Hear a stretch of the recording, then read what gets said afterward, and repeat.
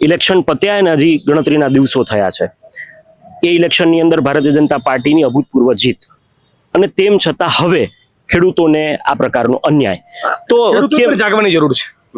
જે ખેડૂતો ખોબલે 30 વર્ષથી વોટ આપી રહ્યા છે, તાલુકા, જિલ્લા પંચાયત, નગરપાલિકા, મહાનગરપાલિકામાં વોટ આપ્યા, એમણે પણ પોતાને પૂછવાની જરૂર છે કે તમે જેનું બટન દબાવો છો એ લાયક છે.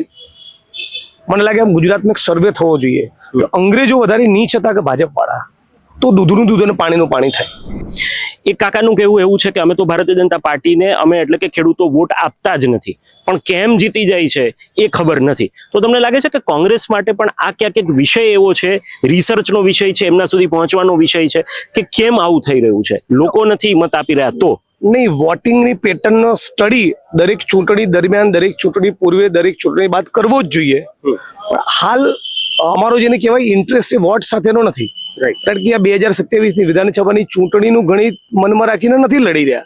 ખેડૂતોનો જેન્યુઇન આક્રોશ છે, રાઈટ. અને વિપક્ષ તરીકે અમારું કર્તવ્ય છે.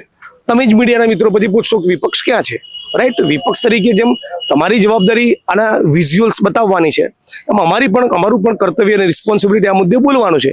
અને આખા ગુજરાતી વિડીયો જોયા છે એ પ્રમાણે ખેડૂતોની ગરદન પકડી, બોછી પકડી, ઢસડ્યા, બહેનોને મારી, અને 1-2-5 વીઘાના ખેતરમાં 25-50 ખેડૂતો હોય એટલે સામે 1500-2000 પોલીસ કર્મીઓ તમે ખડકી દો, તો આ દ્રશ્ય કોને જોવું ગમે? એટલે ગુજરાતમાં આવા દ્રશ્યો નહીં સર્જાવો જોઈએ. ગાંધી સરદારના ગુજરાતને શોભતું નથી.